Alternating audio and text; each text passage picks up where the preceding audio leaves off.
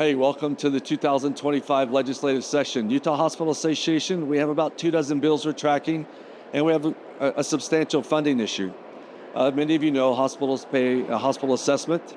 The Utah legislature is looking to increase that assessment by $37 million. I want to give a big shout out to Michael Hales from the University of Utah and Scott Horn from our team, who is our Medicaid specialist. We've been meeting with legislative leadership, committee members to really discuss what this means in terms of assessment and where we're at and how much more we should be able to be assessed and paid.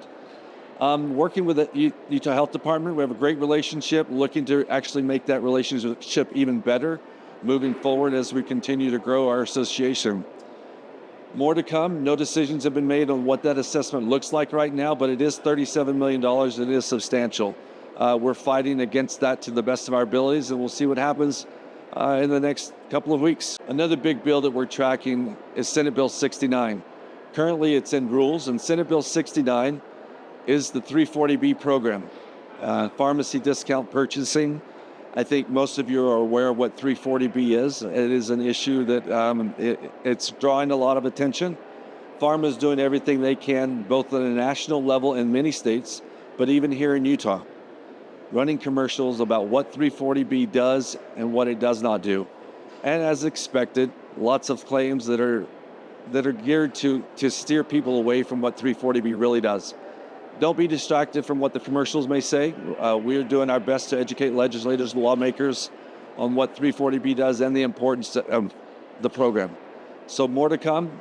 Bills in Senate rules hasn't moved yet. We're hoping to get some movement on that soon. Finally, the other bill I'd like to talk about is House Bill 152, and it's healthcare facility amendments. But really what the bill does, it's addressing freestanding ERs. We have about 10 freestanding ERs currently in Utah, and this bill looks to mandate certain staffing models and create sort of a standard in terms of the way it looks. Respiratory therapy, imaging, lab, a few standard basic things is what the bill's wanting to do. Initially, we took a stance that we do not want government dictating what staffing looks like in freestanding ERs, but I think having a certain standard is appropriate. We've been working with Representative Katie Hall for over a year now to figure out what that standard may be, and I think we're at a spot where it's good. The other thing that the bill would do is it would allow us as hospitals to have more than what's currently allowed by law. We would be able to double the capacity of freestanding ERs. If you're in a rural hospital or in a county other than the counties of the first or second class, this bill doesn't affect you. So our rural hospitals, this minimum staffing standard would not apply. This only applies to freestanding ERs that would operate in counties of the first or second class. That bill went through a House Standing Committee this week. I testified in favor of the bill just because we've worked so hard, and I think we've got a compromise on what the standard looks like.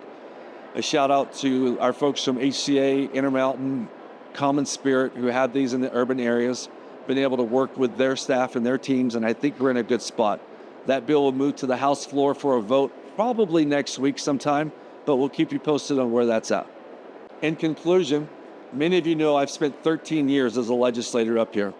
I was inside the doors, and now I'm on the outside of the doors. We're 10 days into this session. We've got 35 days left to go, and it is calendar days. Utah has the shortest legislative session in the nation. So one day here kind of feels like 3 days on the outside. We're 10 days in, 35 days to go. We'll keep you posted. Lots of things moving very, very fast. If you have a question, just a reminder that Dave Gessel is our Vice President and Legal Counsel for Government Relations. Please reach out to Dave at dave@utahhospitals.org. or you're always willing to contact me, Francis@utahhospital.org. Lots of movement. We're excited to be here. We'll keep you posted moving forward.